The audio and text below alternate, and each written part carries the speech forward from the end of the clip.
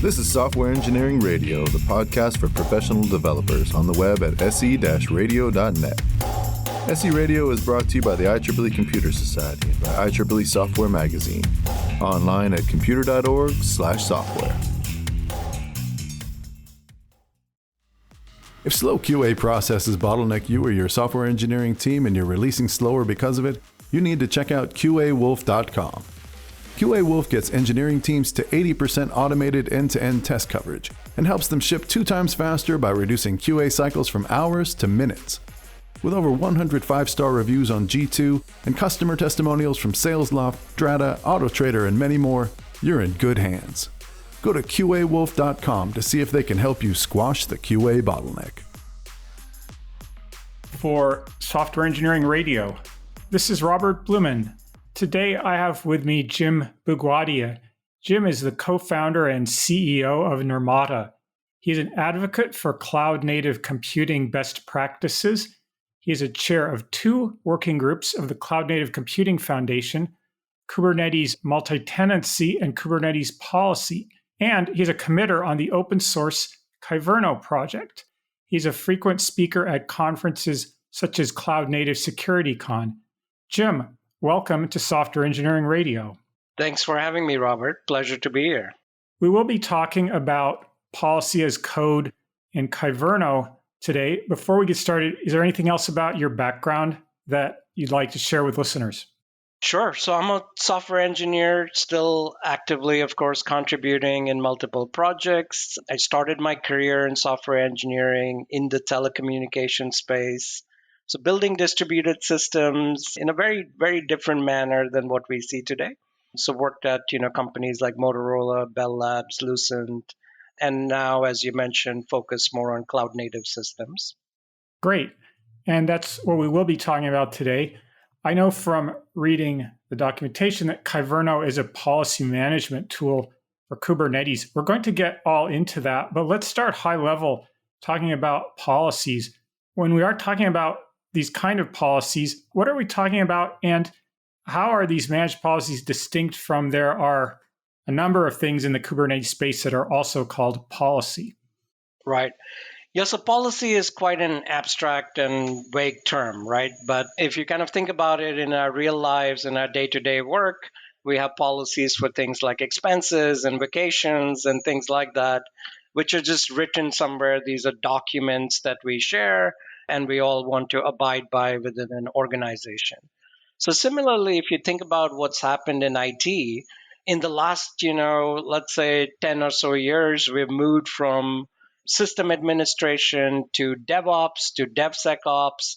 So we have more and more collaboration across different teams, different groups that's required. And what that brings in is as you're sharing configuration, as you're managing these increasingly complex and large systems, you need some form of digital policy which everybody is going to look at in the organization and abide by. And some of these policies may be because of regulatory compliance even across the industry, like PCI, HIPAA, etc., which are in financial systems, in healthcare, or they might be internal best practices which are set up. But then again, in this form of policy, we're really talking about a digital artifact which all different collaborators can look at, can understand what that means, and know exactly how to apply that within their domains itself. Might help if we could get more specific. I noticed in the documentation site for kyverno, there's a section which lists perhaps several dozen categories of policies. What are some of the categories of policies that are managed by kyverno? Yeah, great question, right? So kyverno started life in Kubernetes, within the CNCF. And as you may know, within Kubernetes, the unit of deployment and management of any workload is a pod. So in Kubernetes also, all configuration is very declarative. So you tell the system how you would like it to behave, and then various controllers go off and do their job and try to bring the current state of the system to the desired state. So starting with that context, if you kind of go back to every workload and developers want to specify the configuration for their workload, they would write, several different things and Kubernetes declarations are in YAML format. So they would write things about how many replicas their pod might have, what types of resources their pod has, which container images the pod needs to run. So all of that gets specified in a pod declaration. But then the pod declaration also has things like a security context, which every container, there's certain security rules or security configuration you want to attach. It may have things like a node selector. So again, you're within that same declaration, within that single YAML artifact, there's things that the developer cares about, there's things that the ops team cares about, and there's things that the security team cares about. So a very concrete example of a policy for security is within that pod to make sure that the security context abides by certain rules for best practices, to make sure there can be no container breakouts or privilege escalations, things like that for a workload.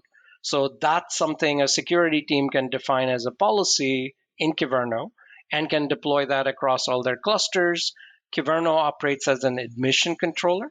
So anytime there's a change request within a cluster, Kyverno can intercept that request, understand what that change means, and apply the set of policies required to either allow or deny that request. So you just gave us one example of the workload permission. Could you give another example of a policy that I could download or view on the kyverno website?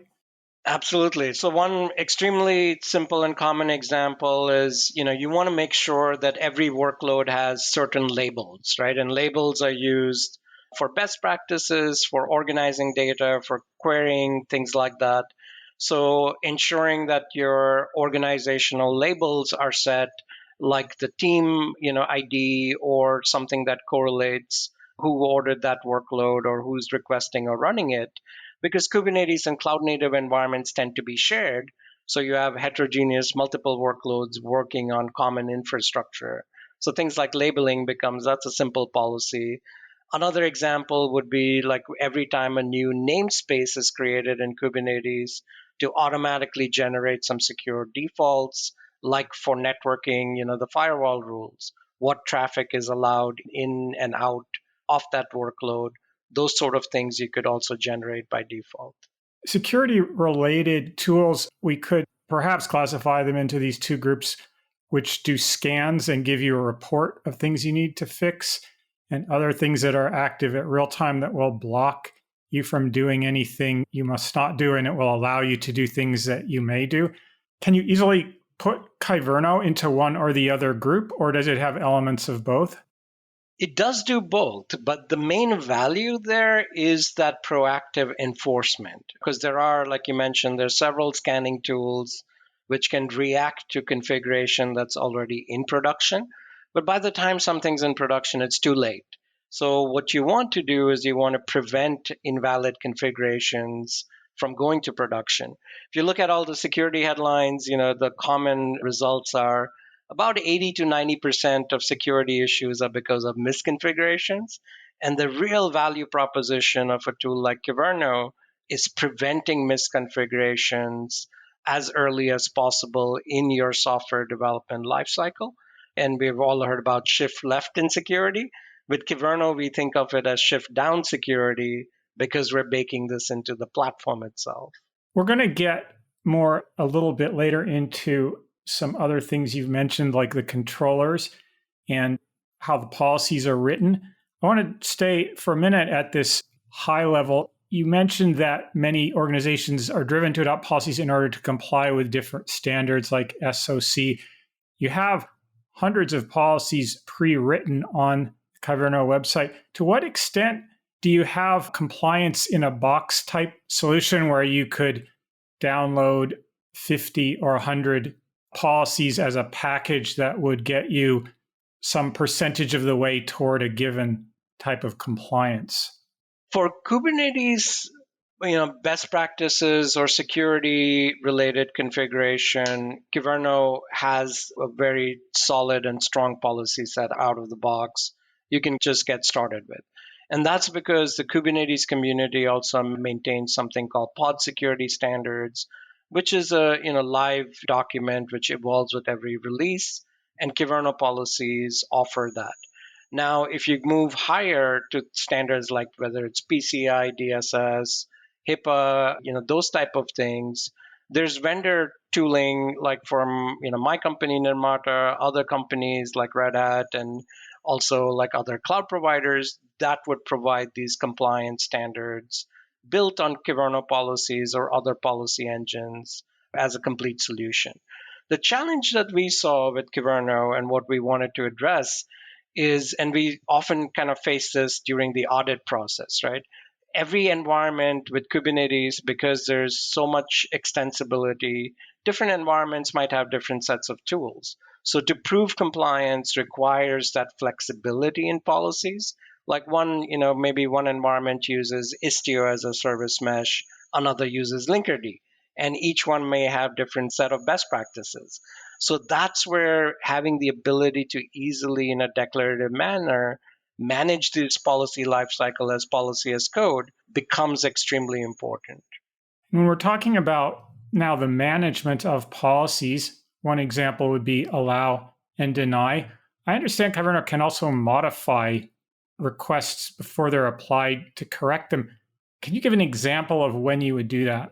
Absolutely. Yeah. So one simple example is if you're deploying a workload and if it doesn't contain any resource requests. Now, anything that you want to run on your cluster will consume some CPU, some memory, and perhaps some other resources like GPUs, etc.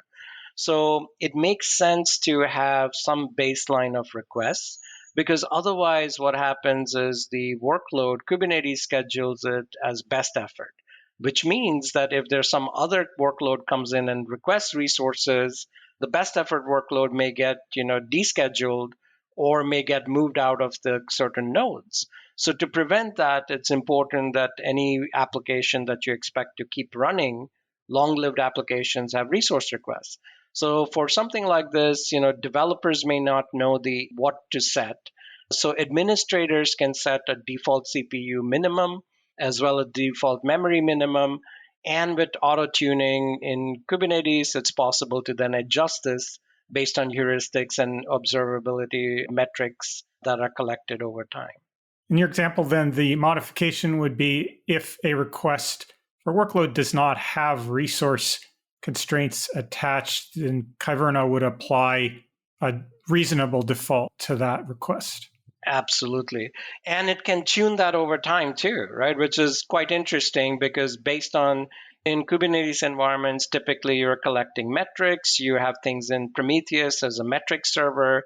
So kyverno can integrate with the metric server, check for resource consumption, and tune that, because the newer versions of Kubernetes now support vertical pod autoscalers, which allow in-place updates to some of these metrics. You did start out to tell us the history of the project.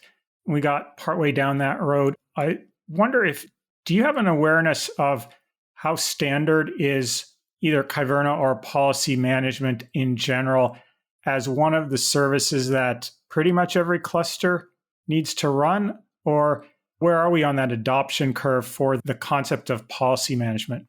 CNCF runs surveys on some of this, and especially on their top projects to see and measure adoption. So from the latest surveys, what we have seen is about 40% right now of the respondents are using some form of policy management. Kyverno has about half of that share. The other half is with another tool called Open Policy Agent, which uses Rego as a policy language. So that's another solution in the CNCF landscape for policy management. But to your question, and what is a good point, is there's still work to be done in terms of awareness that policy is really a must-have for systems like Kubernetes. And you need some form of policy enforcement, whether you're using kyverno or alternatives in the community. If I'm adopting kyverno, I'm of course going to look through what policies people have already written, but then I may find nobody's written the policy that I want. I want to first ask, can these pre-built policies be parameterized, or can they indirectly import settings from your cluster so that you can, to some extent, customize them the way you want? Yes. So kyverno policies, you can declare variables and you can pull this variable data from external sources, whether it's config maps in your cluster, other controllers. You can even cache these periodically in a global cache that kyverno offers. So there's a lot of flexibility in parameterizing, externalizing data, which may vary over time. Like in the metrics example, right? So if you're checking with the metrics server, if that metrics server happens to be in cluster, that's fairly low latency, you can make some rapid calls to it and check. But if you are doing that check with something off cluster, you might want to periodically pull down that data, cache it into your cluster, and then make a decision of whether to mutate or whether to allow or deny workloads, things like that. Can you think of a situation either you encountered or maybe a user where they looked through the pre-built policies, they couldn't find it, and they had to write their own policy? Absolutely, right? So we do see, and one of the, again, motivations for introducing kyverno, so kyverno started about 2 years after Open Policy Agent. And what we noticed is as much as, the community understood the use cases for Open Policy Agent, adoption stayed fairly low because of the complexity of writing policies in Rego. Being a different language, being something which was a learning curve for Kubernetes admins. So when we started kyverno, one of the guidelines for the project was we want anybody who learns Kubernetes to be able to write kyverno policies without any additional training or knowledge or without any language to learn. So starting out with kyverno is extremely simple. Literally, you can go from 0 to value in under 5 minutes. And then as you want to customize or write more complex policies, kyverno does allow languages like Jamespath or Cell, which is a newer language which a lot of Kubernetes controllers and Kubernetes itself is starting to adopt. Cell stands for Common Expressions Language. So it's another way of, kind of declaring small pieces of logic or code within things like configuration, like YAML configurations. So yes, so it's very common for folks to customize or write policies. We also see a lot of questions on our community channels. Kyverno has a very active Slack channel in the Kubernetes workspace. In fact, we are ranked like the second most active right after Kubernetes itself, which is interesting as a statistic. And we see a lot of questions on help with policies, things like that, as Kubernetes administrators are customizing these policies to their needs. Now, looking at these policies, and you've mentioned they are written in YML, but it looked to me like some of it was very declarative and some of it was a little bit imperative in that it was importing looping type concepts. And so could you comment more on what is involved in implementing a policy? What type of languages or libraries do you need to master? Yeah, so the first thing is, of course, understanding Kubernetes itself, right? So most policies, or I would say the simpler policies, which like the bulk of the 60% of policies are fairly straightforward. They will mimic the structure of the resource that you're trying to apply the policy to. So for example, if you're applying a policy to a pod, and pods have things like spec and every Kubernetes declaration, the sort of the de facto way of declaring it, it has a spec element and a status element. Spec, of course, is short for specification. And within that, you would have things like, for a pod, you would have containers. Within a container, you would have security context. So that's how the YAML is laid out. So a policy to match something in a security context would follow almost exactly that same structure. So it becomes extremely simple for somebody who understands how a pod declaration looks like to be able to write a kyverno policy that matches that structure and enforces some constraints on certain fields within the pod. So that's, a very easy, straightforward starting point. But then there's things like you mentioned, in a Kubernetes pod, you could have multiple containers, and containers are organized as either a container declaration, which is the main, your application container, Or you could have init containers. You can even have ephemeral containers, which is a newer feature. So now, if you want to really enforce some security constraint, you might need to loop across all container types and all containers within each of those types and enforce some policy. So that's where, Kyverno has things like for each as a declaration, or has ways to apply. There's another language called JMES which is an acronym JMES path. It's commonly used for CLIs and to process JSON in an efficient, time-bound manner. So Kyverno supports that language. Common Expressions language, or CEL, is also something that Kyverno 110 onwards has added support for. And Common Expression language is used in Kubernetes in a few different places. So as you get to more complicated policies, you will end up using either JMES or CEL, or in some cases both, depending on what you want to accomplish.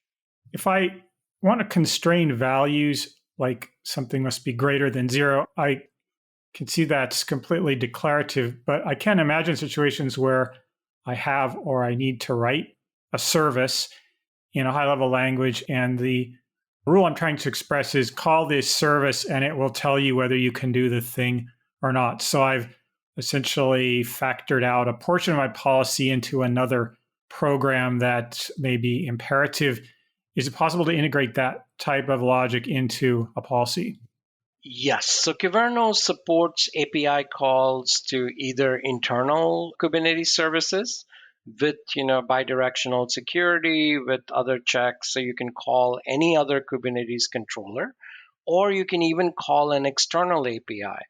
The only caution there is if you're calling external APIs, especially if your policy is applying during admission controls, you need to make sure that it executes extremely efficiently and there's low latency in those calls, because you're blocking, any other API calls while that's occurring. I noticed on the kyverno documentation page, and discussed this a little while ago, there are categories, and within each category, there are many policies. Does kyverno have any concept like package management, where I can say I want all the CNCF node policies as a bundle, and then it will go and grab at a larger granularity? There is a way to organize. So Kyverno itself doesn't do this, but there's higher level tools in Kubernetes, in the ecosystem, and of course, other tools that build on Kyverno. But very commonly, you will see, the term policy sets, which, like you're envisioning, is a bundle. It's a group of related policies that you want to deploy and operate together. So one common packaging for anything in Kubernetes is Helm charts, right? So Kyverno policies, because they're Kubernetes resources, can be easily organized into a Helm chart. You can deploy that as a versioned unit. You can even put, with tools like Flux and Argo CD, you can put that Helm chart into an OCI registry and pull it down into your cluster. So the beauty of Kyverno is because, the approach is that policies are just Kubernetes resources. You use the tooling you would normally use for other Kubernetes resources to manage policy as code and that lifecycle as well. So you don't need any custom tools which other engines or other solutions require you to use there. Got it. So Kubernetes already has a package manager, which is Helm. You don't need to provide a new package manager for kyverno because you use the one that everybody's already. Okay, great. This last response you gave does start to get into another thing I want to cover, which is how do you get kyverno bootstrapped into your cluster? Clearly, I would like as much as possible of all the things I'm running to be compliant with policies, but you have to get a certain amount of stuff set up before you could even install kyverno. So can you take us through where in the cluster stand-up does kyverno fit? Yeah, so Kubernetes has a concept of a control plane and then a data plane, which are the worker nodes attached to the control plane, right? And the control plane runs things like etcd, the API server, other Kubernetes controllers like the scheduler, etc. So of course, when you're provisioning a cluster, the control plane components come up first. And those typically run, if you're running an HA configuration, The minimum, recommended is 3 for consensus across availability zones, or for RAF consensus, also for etcd. So typically you bring up your API server first.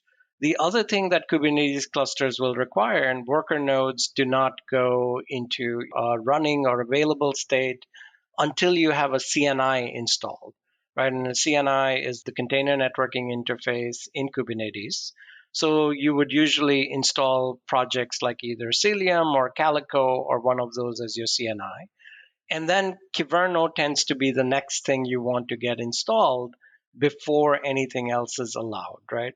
So the order would be control plane components, CNI for networking, because if you don't run your CNI, worker nodes are not available, and Kyverno installs as a deployment on the worker nodes. So you do need to make sure that's up and running first, and then Kyverno, and then all of the other controllers you want to bring in, because policies need to apply to controllers as well. Like Prometheus needs to be secured, or Istio needs to be secured. So you want to make sure that Kyverno comes right after the CNI, and before everything else, all the other base controllers, and then of course workloads, which app teams would then deploy subsequently on the cluster.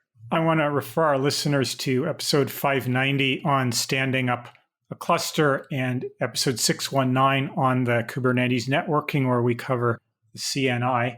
So now back to Kyverno, you said it installs as a deployment. Is there one or more Helm charts for Kyverno? It's a single Helm chart, and within that Helm chart, though, there's multiple controllers, custom resources. So it's a fairly, full-featured Helm chart, which installs a number of things on the cluster. Kyverno itself runs as, 4 different controllers. So there's an admission controller, which receives requests directly from the API server. There's a cleanup controller, which runs, for cleanup resources. There's a reporting controller, which is responsible for reporting. And then there's a background controller, which can apply, mutate, and generate rules to existing workloads within your cluster. So those are the 4 controllers, 4 deployments, which you will see within the Kyverno namespace itself. But it's a single Helm chart, which you can, install, again, using any standard tools or GitOps tools like Argo CD, Flux, and others. You mentioned then it does have its own namespace. Yes. If I listed objects in the namespace, and forgive you if you don't have 100% of this on top of mind, but what are some or most of the resources you would see in the namespace when it's running? Yeah, so in Kubernetes, namespaces are the sort of security boundary and unit of isolation. So the best practice is to use a separate namespace for each workload. So Kyverno installs in its own namespace. In there, you would see these 4 deployments that I mentioned. And of course, based on your HA configuration, you might see multiple pods for these. And you will see things like, Kyverno will self-generate like a certificate, which it uses to register with the API server. You might see other resources. So there will be a secret for that. And that creates some other cluster-wide resources internally. But all of this is fully automated, right? And a few other things you'll see, like you'll see a Kyverno config map, which is used for certain parameters to configure Kyverno, things like that within that namespace. Is Kyverno a stateful service? No, it's stateless.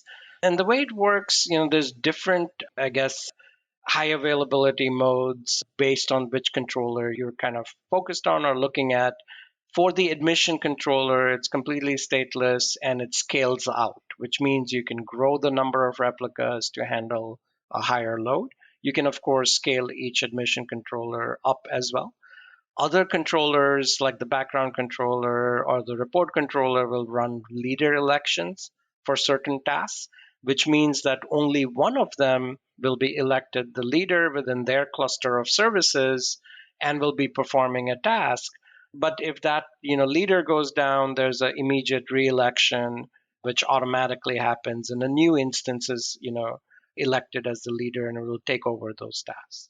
Can you say a bit more about why would it be important for a tool that is examining requests and accepting or denying to have a leader? So there are certain things, like say, for example, I mentioned that kyverno automatically generates a secret and a certificate to register securely with the API server, right? And it periodically checks whether that certificate needs to be regenerated, has expired, etc. Now, you don't want all instances of kyverno to be constantly checking that. So tasks like those are, delegated to one leader instance. But of course, it's all stateless in the sense that so it's stateful at that moment in time. But if that leader goes down for even a few milliseconds, another new leader will be immediately elected, and that takes over that task. You've mentioned a couple of times the admission controller. I'm aware from the documentation that it is a instance of a Kubernetes object called a dynamic admission controller, and that's not specific to kyverno. Could you review what that controller is in general for Kubernetes? And then we'll come back to kyverno. Sure. So dynamic admission controllers are a way of extending Kubernetes. Kubernetes has a concept called custom resource definitions, which is extremely powerful, right? So you can extend the API and have your own object declarations in Open API v3 schema. Dynamic admission controllers, along that theme of extensibility, what they allow you to do is after any API request is, so all API requests go to the API server. Anytime the API request hits the API server, it's first authenticated and authorized. And after that phase of processing, there's another phase called admission controls. Kubernetes has built-in admission controls, which are part of the API server. So you can toggle these using flags, using arguments when you configure the API server. If you're running your own Kubernetes, if you're using a cloud provider or managed Kubernetes, you have to go through their configuration to toggle these. But then there's, after the built-in admission control is applied, then Kubernetes applies dynamic admission controls, which is a call out to any external service or deployment, which can also get an admission request from the API server and can participate in either allowing or denying that request based on the payload and based on other configurations. So kyverno, like you mentioned, is an example of a dynamic admission controller. It runs as its own workload outside of the API server and then gets these requests. So dynamic admission controllers, much like with anything in software, there's always trade-offs, right? So they can, if they're not configured correctly, or if they end up taking too much latency, there could be challenges in scaling and managing the cluster correctly. So they have to be extremely performant, very fast, typically milliseconds in terms of responding. So kyverno is highly tuned, highly optimized for that type of workload, where it will cache everything in memory, make admission decisions very quickly. But it is possible to write policies in a manner like we were chatting about earlier, where if you end up making external API calls, you end up injecting latency, right? But going back to dynamic admission controllers, it's an external service which the API server will call out to and delegate an admission decision to say, should I allow this API request to proceed, or should I prevent it and with some reason for why it was blocked. So the word in this case, admission, it's maybe a little bit quirky, but that means in effect an API call to the Kubernetes API. Is that right? That's correct. And every change in Kubernetes, anytime you change any configuration, even if you generate an event in Kubernetes, it goes through the same process, goes through the API server, it delegates, goes through all of these phases. Even if you're trying to exec into a pod or mount a file, all of that is subject to the same process. And how are these dynamic admission controllers authorized? Great question, right? So Kubernetes has something called token review, which is built into it, right? So from a security perspective, you can use token review to know that this request is coming from a trusted source. You can, of course, when you're configuring these admission controllers, you can also set up standard RBAC. And this is where putting them in a namespace, which is secured, is extremely important. So what you want to avoid, and kyverno by default avoids this, is policies are not applied to the kyverno namespace itself, right? And that obviously, can be a security risk if the kyverno namespace is not properly secured. So it becomes like a bootstrapping problem again, where you need that first root of trust. You need to make sure that every layer is properly secured. But then as you're getting API requests, kyverno can check and see that that request came from the proper source. And of course, when kyverno registers, so it registers itself using something called webhook configuration. So there's a validating webhook configuration and a mutating webhook configuration. And the secret that I mentioned that kyverno manages, you could bring your own certificates, but if you don't, kyverno will itself generate a certificate. And that's how the API server knows that kyverno is trusted for admission requests as well. So what level of authorization is needed to run the Helm chart that installs kyverno? You have to be an administrator, right? So you can't be just a normal user. So these are cluster, much like with, again, a CNI or other kind of controllers, a cluster admin would need to install this. So you do need permissions to create custom resources within your cluster. You need permissions to change things like webhook configurations, which impact significantly the cluster behaviors, right? So only admins can do this. I'm building a cluster, I boot it up. Then, just like you said, I install kyverno as the next thing after the control plane and the CNI. At what point do you install the policies that kyverno is enforcing? So that is right after you bring up kyverno. The next thing you would want to do is roll out the policies. Usually, if you're using something like Argo CD or Flux, that would be the next workload. So you first want to make sure kyverno itself is up and ready, and these tools will check and make sure the status of these controllers says they're healthy. And when kyverno responds as healthy, you can start deploying policies. So you would do that as the next workload right after kyverno. We've gone through these steps, added some more workload that we want to run on Kubernetes, and later on down the road, we want to upgrade just policies, but not necessarily kyverno itself. Could you talk about upgrading policies, and are policies themselves versioned so that it's clear what version of any given policy I have running? Yes, so you would want to version, and again, we think of this as policy as code. So much like you would with a software application or any other code you're deploying, you want to manage your policies in Git or some other version control system. You want to bundle them using package managers like Helm, and you want to deploy them either again through GitOps or through OCI registries. So all of those best practices, and of course, you want to unit test as well as end-to-end test those policies before they hit your production clusters, right? So all of that is extremely important. But then the basic unit of anything being as code is to build in that versioning, and you typically, rather than versioning each individual policy, you would want to version them as a policy set.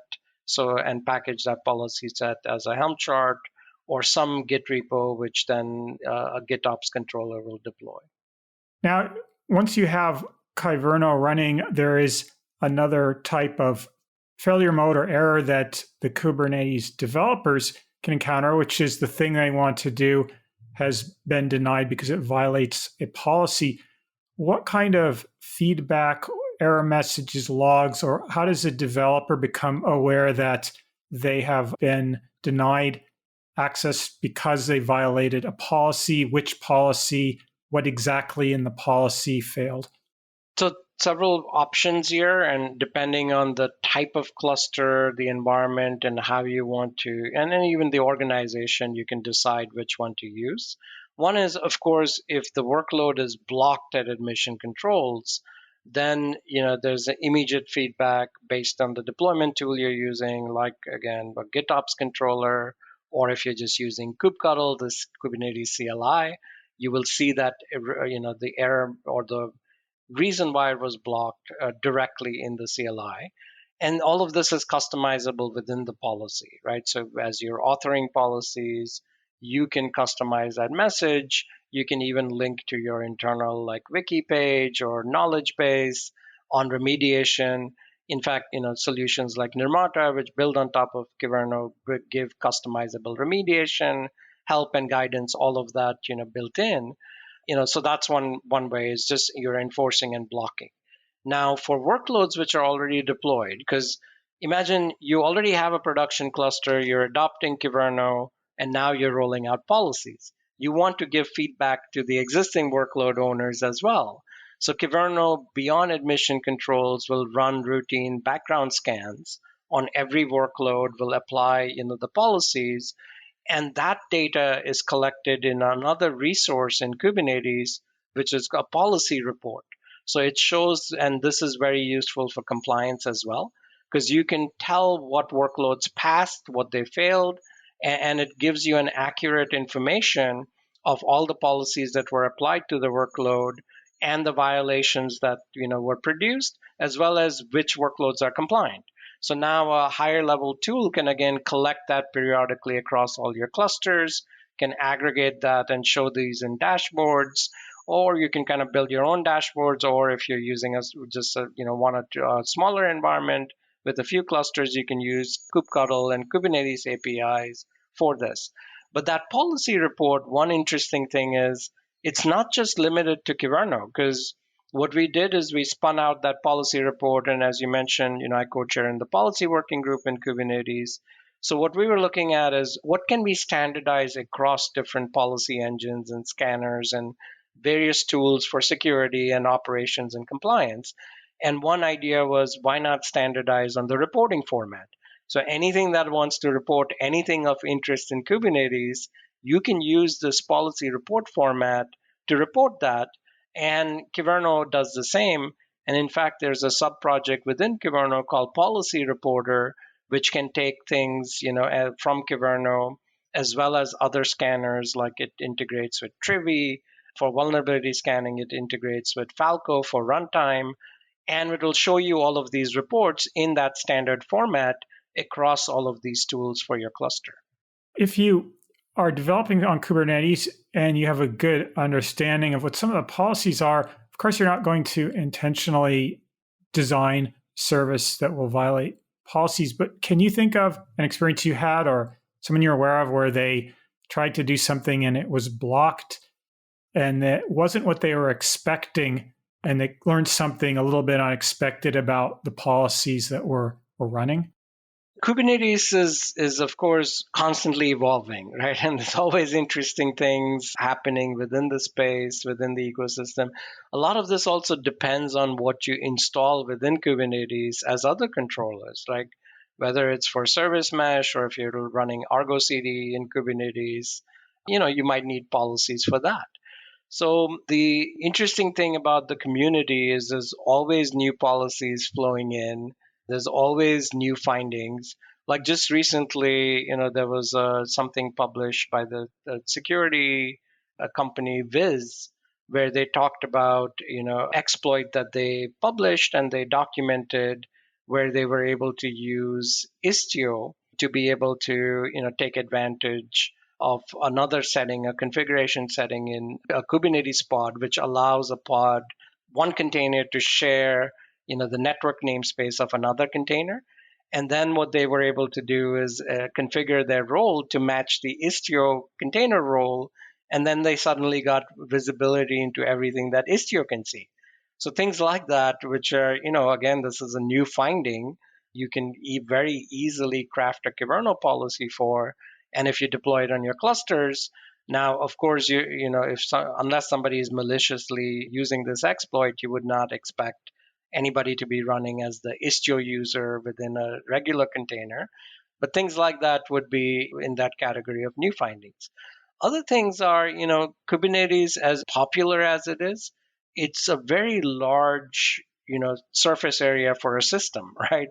So not everybody knows everything. And as a developer, look, I might understand how to build a Docker or a container image or a Podman image, but beyond that, I don't know about all these settings. Like, even why should I care what a security context is, right? So unless somebody explains this to me. So as we see developers in their Kubernetes journey, there are constantly these type of learnings to say, oh, okay, maybe I have this, share process namespace and I need to set this to false. And somebody needs to explain why does this need to be false, and or why is it not set by default. So with kyverno, one other interesting thing you could do is the security and ops team can set it to false by default. So for a secure default, and then the workload owner, if they happen to set it to true for whatever reason, their workload would be denied. But they can configure, they can create another kyverno resource called a policy exception. So they can say, I need that exception, and here's why. And then the security team can sign off on it. And I mean, like literally sign off using a digital signature, right? They can approve it, and then that workload is allowed. So you could kind of automate that whole workflow in a manner which is, conducive to DevOps best practices, as well as doesn't block developers and keeps them informed every step of the way. I'm glad you mentioned that because I was going to ask about exceptions, but I'll consider that matter to be addressed. Now, this is not specifically a kyverno question, but I'm aware of a common thing that happens where you run a security tool and you get a report back which contains thousands of violations. People feel totally deflated. They look at that, so there's no way, given our workload and the amount of people we have, we're ever going to address this. And so nothing gets done. So my question is, are you aware of groups you've seen who have deployed kyverno, they gotten this report, and they've burned it down to 0 and then kept it green? Yes, so it's few, but they do exist and it is possible, right? It takes work, it takes effort. And again, the power of kyverno and how it's structured in Kubernetes, along with some of the other tooling, the flexible reporting, the exceptions, is that, a lot of the problem we see with that thousands of finding is if those findings are only visible to a few people, like the security team, in a security tool which is only accessible to them, it's not going to help the rest of the organization, right? So you really want to democratize this and bring it into tools that developers can see as early as possible in their application lifecycle, and the platform teams can see, so multiple roles can see. And Kubernetes, in many ways, the power of Kubernetes is its standardization as an API, set, right? So in Kubernetes is the first time in our industry, I believe, that we have a common standard for describing workloads, operating workloads, and collecting information about workloads through this API standard. And it's because it's extensible and it's brilliantly designed to be extensible at scale. And now we can do that with reporting. So the way to solve this, and the way we've seen teams solve this, is by applying the kind of adage of divide and conquer. You can't have one team be responsible for all of this, right? Every security is a shared responsibility. You need to make sure that workload owners are aware of the best practices. And as a developer, if somebody is blocking my workload, I want to know why, right? So give me the right information in my tool without me having to jump through hoops, or, without, like, reactive security would be somebody sees thousands of findings after something's in production. And now, there's no easy way to deal with this as an organization. We have a episode in our upcoming that not published by the time this one on the process of production readiness. I could see that being policy compliant should be incorporated into organizations' definition of production readiness. What's your view on that? That's absolutely correct, right? And what's very interesting, and as you've probably seen this trend within the community, especially in the cloud native community, is this trend from DevOps to DevSecOps to now platform engineering, right? And if you think about what platform engineering is all about, is treating the platform, and these platforms are typically built on Kubernetes as an end product itself, and then offering what's known as golden paths to developers. So the idea is to get to make sort of codify what it takes to get to production readiness and make that very visible or make folks very aware as early as possible. So like with kyverno policies, not only do they apply as admission controls and as background scans in clusters, you can apply this in your CI pipeline, right? So you can scan Kubernetes manifests even before they are deployed to any cluster, get the results, and make developers aware to say, hey, here's the best practices we as an organizations require. Here's the policy compliance we require. So these are things, and you can, show them the remediations. And of course, again, higher level solutions like Nimrata does this across, clusters, pipelines, and even cloud services. Because kyverno, it started in Kubernetes, but it expanded beyond Kubernetes and can now scan any JSON or any kind of workload, regardless of where it's running. I now realize I wish I'd asked you this a little bit a while back when we were talking about bootstrapping, but I'll ask this now. You can make up some numbers for the purpose of this example, but pick your cluster size. How much resources does Kyverno need for its services to run for some size cluster that you'll describe? Yeah, so typically, what we've seen, and clusters vary a lot across organizations, right? We've worked with some customers which have, huge clusters with like over 5,000 nodes, others who have hundreds of clusters, but each cluster is like 10 to 20 nodes, right? What matters to kyverno, though, is how much activity is in those clusters. Because if you think about it, once a resource is configured, it's static. Yes, there's some overhead for background scanning, but the pressure during admission controls is how many admission requests per second you're getting, right? So the way we kind of measure kyverno scalability is through that unit, ARPS, admission requests per second.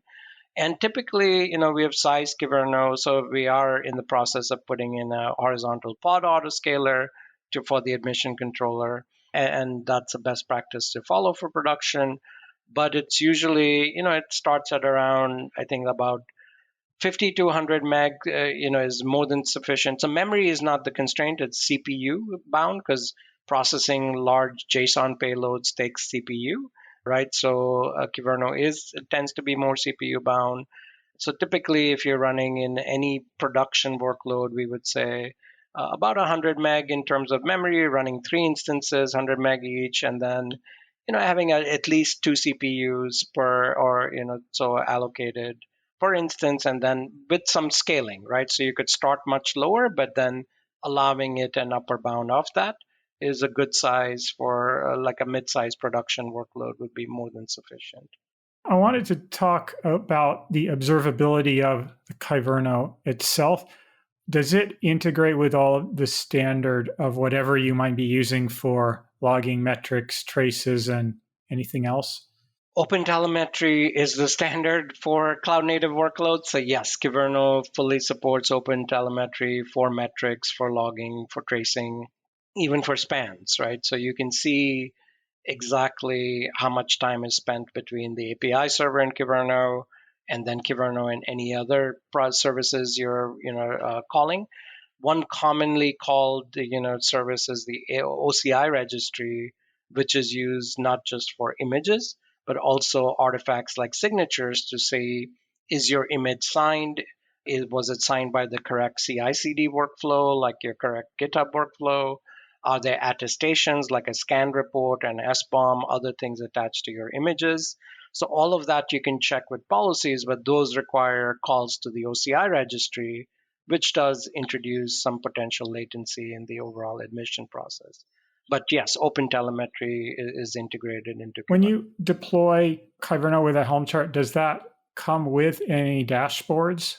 Not by itself, right? So there's a sub project called Policy Reporter, which you can install separately, and that gives you some in-cluster dashboards. There is a Grafana dashboard, which is another sub project.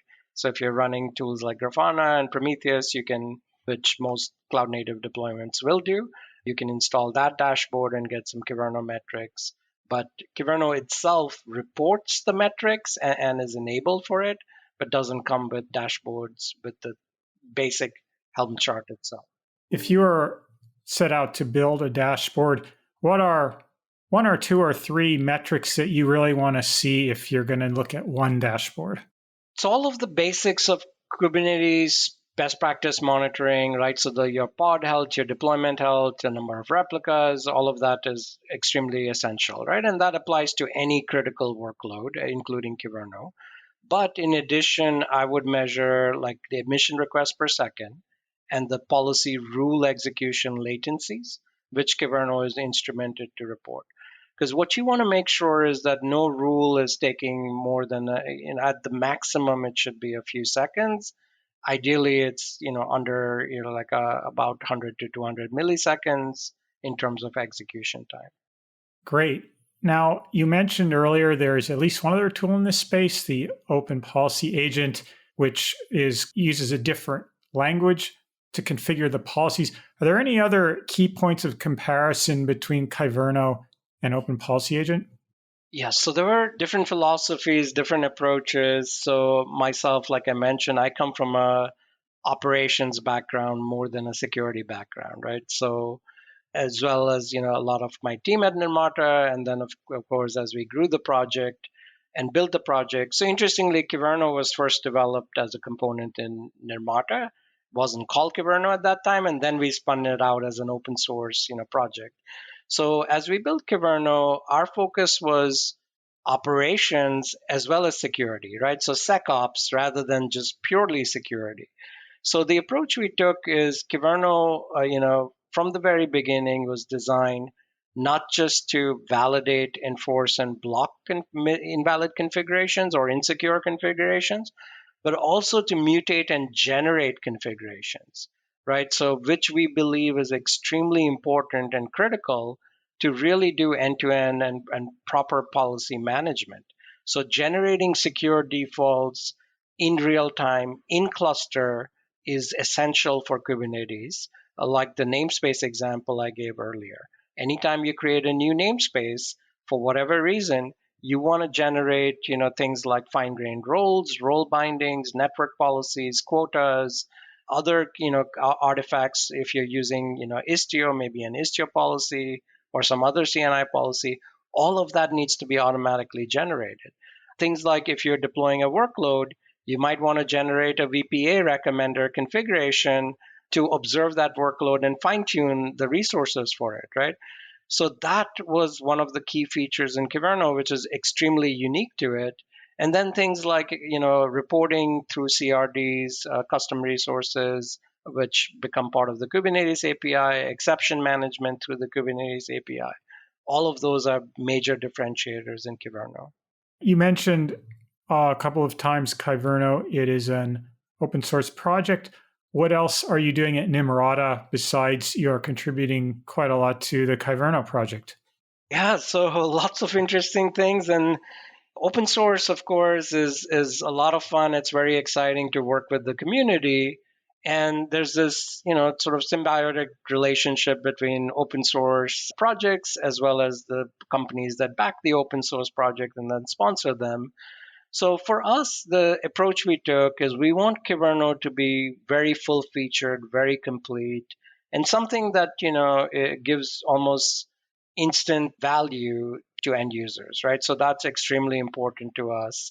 And we don't intend to cripple kyverno in any manner just to kind of offer commercial solutions which unlock critical things for production. That's not the approach we took.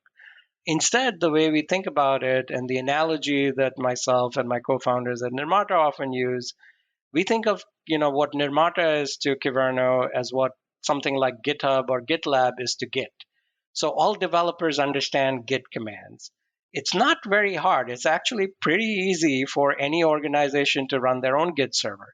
You can run it as a Helm chart or as a pod or things in a very simple manner.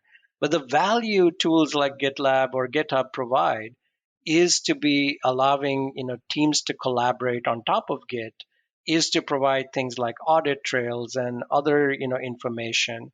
So if you want teams to really leverage policy as code, we believe Nimrata becomes essential, much like GitHub becomes essential for a Git implementation. And again, beyond like so what Nimrata provides is collaboration workflows. Developers can see remediations which are instrumented by your security teams. Security teams can see reports. The ops teams can manage, of course, policy deployments. So all of that, it becomes that hub for policy as code across your fleet of clusters. For reporting and collection, whereas each cluster you can get these reports through Kubernetes APIs, Nimrata does the deduplication, the aggregation, the enrichment, assignment again to the right owners. It's a lot of value there, even just from the reporting perspective. And then finally, if kyverno is managing your policies and enforcing these policies across your pipelines and clusters, how do you know kyverno actually is running and somebody hasn't, misconfigured it, right? So Nimrata also manages that across your fleet, both pipelines, clusters, and other services, to make sure that policies haven't been tampered with, the right versions of policies are deployed on each clusters. And then in addition, you also get compliance standards. So going back to what we talked about, if you want PCI compliance or HIPAA compliance, or you have your own custom standard, Nimrata provides that across your fleet of clusters and workloads. Jim, I think we've had a very good coverage of policy as code and kyverno. If listeners would like to find or follow you, is there anywhere you'd like to direct them? Sure. I'm pretty easy to find on most social media sites, LinkedIn, as well as, X or Twitter. Of course, if you're in the CNCF communities, I hang out in some of the various working groups, as well as the kyverno Slack channel, in the Kubernetes workspace, as well as the CNCF workspace. Jim, thank you for speaking to Software Engineering Radio. Thanks for having me, Robert. My pleasure. This has been Robert Blumen, and thank you for listening. Thanks for listening to SE Radio, an educational program brought to you by IEEE Software Magazine. For more about the podcast, including other episodes, visit our website at se-radio.net. To provide feedback, you can comment on each episode on the website or reach us on LinkedIn, Facebook, Twitter, or through our Slack channel at seradio.slack.com. You can also email us at team@se-radio.net. This and all other episodes of SE Radio is licensed under Creative Commons License 2.5. Thanks for listening.